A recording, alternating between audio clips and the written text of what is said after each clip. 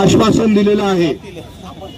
आपल्या जिल्ह्याच्या मुख्य कार्यकारी अधिकारी श्रीमती मेघना कावलीवाल मॅडमनी त्यांच्यावर आपल्याला विश्वास ठेवणं गरजेचं आहे। मी जे 23 शिक्षक न्यायालयीन प्रक्रियेत आहेत, परत एकदा सांगायला आपल्या सगळ्यांना ऐका, जे 23 शिक्षक बदलीच्या संदर्भामध्ये न्यायालयातून त्यांनी स्टे आणलाय,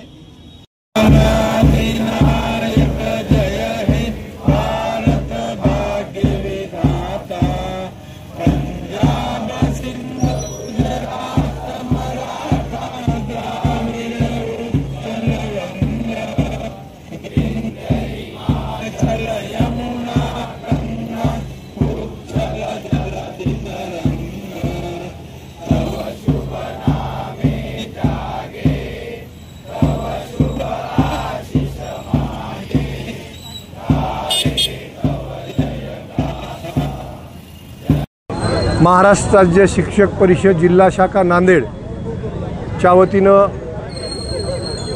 जिल्हा परिषद प्रशासनाच्या कार्यालयाच्या पुढे एक दिवसीय ढोल बजाव आंदोलन ठेवण्यात आलेलं होतं।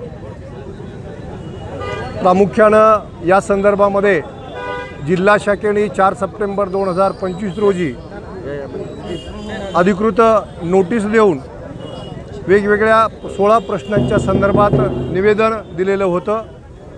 14 तारखेपर्यंत हे प्रश्न निकाली नाही निघाले तर 15 तारखेला आम्ही या ठिकाणी ढोल बजाव आंदोलन करू।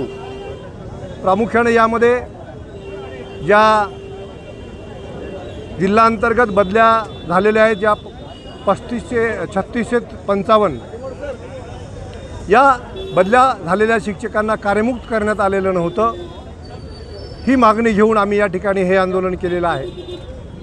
आणि इतरही वरिष्ठ वेतन श्रेणी चट्टोपाध्याय, वेगवेगळ्या पदोन्नत्या, केंद्रप्रमुख, पदवीधर शिक्षक, विषय शिक्षक, अराजपत्रित मुख्याध्यापक, त्याचबरोबर चट्टोपाध्याय, निवड श्रेणी, वरिष्ठ श्रेणी याही संदर्भात आम्ही लक्ष वेधलं। त्यांनी आम्हाला चर्चेसाठी बोलावलेलं होतं।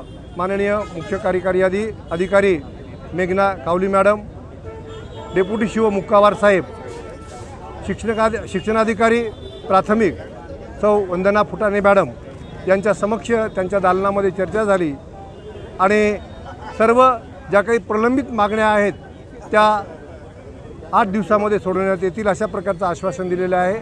आणि जे शिक्षक 23 शिक्षकांनी जिल्ह्यातल्या या माननीय उच्च न्यायालय औरंगाबाद खंडपीठामध्ये याचिका दाखल करून कार्यमुक्ती संदर्भात अडचण निर्माण केलेली होती, ती अडचण दूर करण्याचं, त्यांना वगळून जे काही शिक्षक बदली पात्र आहेत त्या सर्व शिक्षकांना कार्यमुक्त केलं जाणार आहे अशा प्रकारचं त्यांनी आम्हाला आश्वासित केलेलं आहे। आणि या ठिकाणी जिल्ह्यातील जवळपास हा पहिलाच प्रयोग आहे। अवघ्या 10 दिवसामध्ये जिल्ह्यातल्या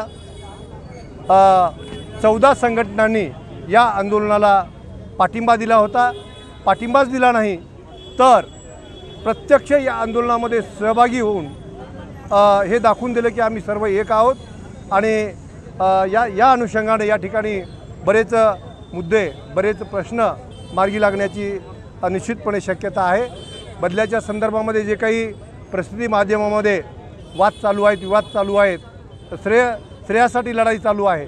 जिल्ह्यातल्या सर्व शिक्षक बंधू भगिनींना माहिती आहे कोण काम करते, कोण श्रेय घेते किंवा कसा प्रयत्न करतात। बदली करा म्हणणारे तेच, बदली रद्द करा म्हणणारे तेच, कोर्टात पाठवणारे तेच, नाव बदलून त्यांचं हे पात्र उठवण्याचं काम चालू आहे। हे जिल्ह्यातल्या सर्व शिक्षकांच्या लक्षात आलेलं आहे। आणि विशेषतः राज्याचे माजी राज्याचे मुख्यमंत्री माननीय अशोकराव चव्हाण साहेब त्यांच्यासोबत आम्ही आज सकाळी भेट घेऊन सविस्तर चर्चा केली।